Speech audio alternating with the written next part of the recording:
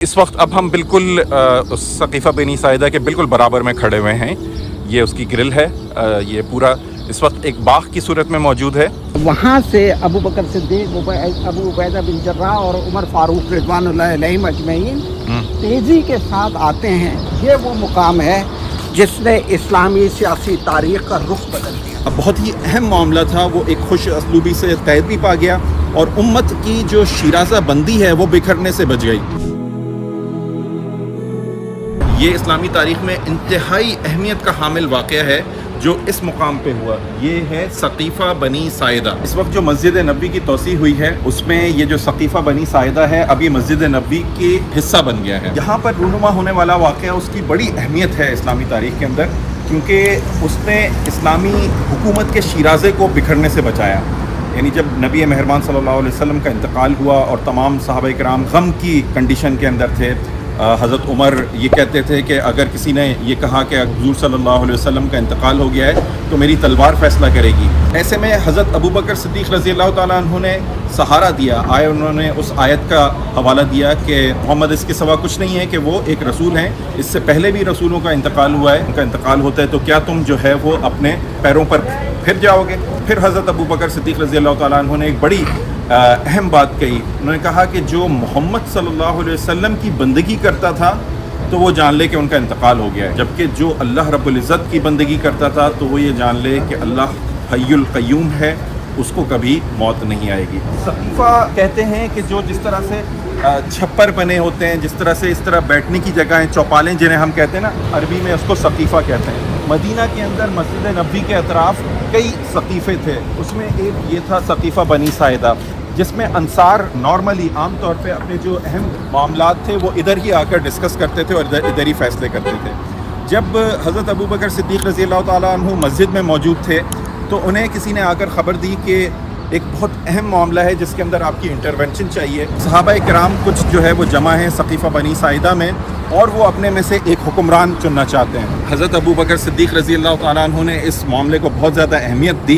गो के उस वक्त जो है वो हुज़ूर सल्लल्लाहु अलैहि वसल्लम का जनाजा उस वक्त मौजूद था, लेकिन हज़रत अबू बकर सिद्दीक़ ने हज़रत उमर और हज़रत अबू उबैदा बिन जर्राह इन दोनों को लिया और फौरी तौर पर यहाँ पर आए तो देखा कि ये डिस्कशन चल रही थी कि अब हुज़ूर सल्लल्लाहु अलैहि वसल्लम के बाद इस मदीने की रियासत का हुक्मरान कौन होगा।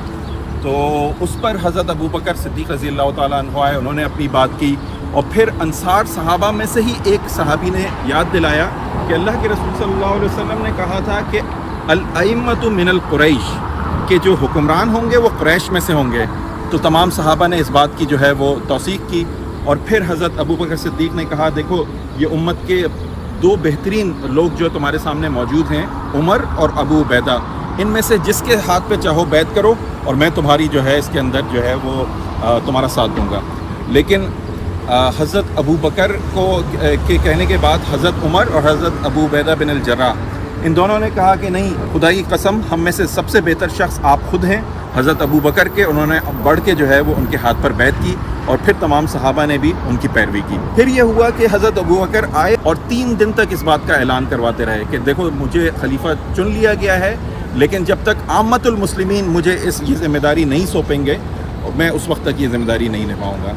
तो इस तरह जो बहुत ही अहम मामला था वो एक खुश असलूबी से कैद भी पा गया और उम्मत की जो शिराज़ा बंदी है वो बिखरने से बच गई, वरना एक बहुत बड़ा तफ़रक़ा, बहुत बड़ा इख्तिलाफ़ वहाँ पर जो है वो रूनुमा हो सकता था। तो ये सारा जो मामला है वो इस जगह पर, ये जो सकीफ़ा बनी साइदा आज भी ये बाग की सूरत के अंदर मौजूद है।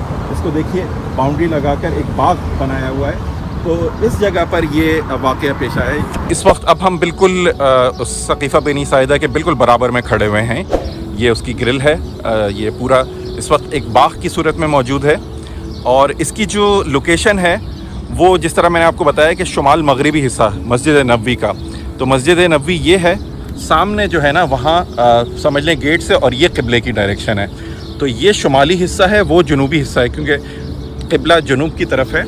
और अगर इसके करीब आप होटल्स देखें तो ये आपको मोवनपिक, अनवारुल मदीना, फंदुक, इलाफ तैबा, ये इसके बिल्कुल करीब नज़र आएगा और इसके सामने ख़ास तौर पे इलाफ तैबा के बिल्कुल सामने इसकी लोकेशन मौजूद है। मारूफ भाई, جی ایک آپ سے میں چاہتا ہوں کہ ذرا سا نا اس کی ایک ایکچوئل منظر کشی بھی ہونی چاہیے. جی جی آپ دیکھیں مسجد رسول اللہ صلی اللہ علیہ وسلم کا حجرہ کدھر ہے؟ بالکل بنی وہ یعنی جو مسجد نبوی کی طرف جو اس وقت سمجھ لیں کوئی 600-700 میٹر کے یا 1 کلومیٹر کا فاصلہ تو ہوگا اس اس کا. طرف ہیں.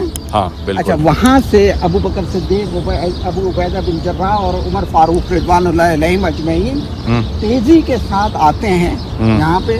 اور اس کے بعد اگر آپ آئیے یعنی ثقیفہ میں, یعنی ثقیفہ جو ہے وہ تو ظاہر بات ہے چھت ہے, اس کے نیچے وہ لوگ چھپر ہے شیٹ بالکل. کے نیچے آ کے بیٹھتے تھے. ادھر آئیے. اور یہ وہ مقام ہے جس نے اسلامی سیاسی تاریخ کا رخ بدل دیا. بالکل. اور پہلی دفعہ مشاورت کے ساتھ اور ایک کیا کہتے ہیں تبدیلی امامت کا ایک پروسیس دیا گیا.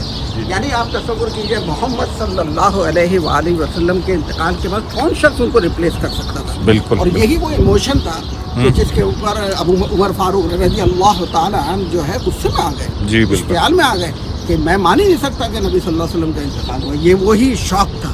ایسے ہی شوق میں بنو خزرج کے لوگ بھی جمع ہوئے اور یہاں پہ آ کے ثقیفہ کے اندر بیٹھے, اور ان پہ یہ ہو رہا تھا کہ یہ امت بغیر امیر کے نہیں رہ سکتی. صحیح ہے. اور اس نبی صلی اللہ علیہ وآلہ وسلم کے انتقال کے بعد یقیناً بہت بڑے چیلنجز آ جائیں گے, جیسا کہ ہوا ارتداد کا. ابو بکر صدیق رضی اللہ تعالیٰ عنہ کو سب سے زیادہ جو مشکلات آئیں وہ ارتداد کی تھی. جی لوگ بالکل. مرتد ہونے لگے تھے, جھوٹے نبی اٹھنے لگے. تو ایسے موقع پہ یہاں پہ بھی ایک واقعہ ہوا جو ایک خالص سیاسی نوعیت کا ہے.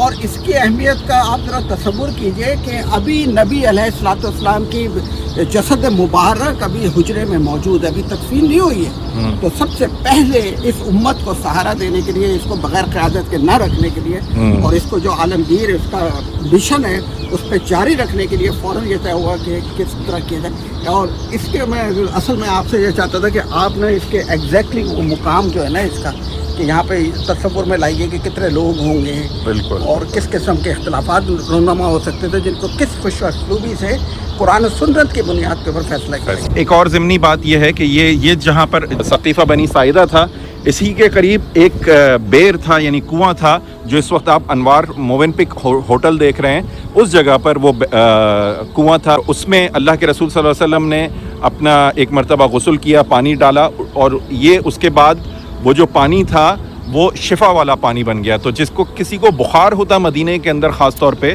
تو وہ اس پانی سے جو ہے نا وہ نہاتا تھا اور اس سے اس کو شفا ملتی تھی.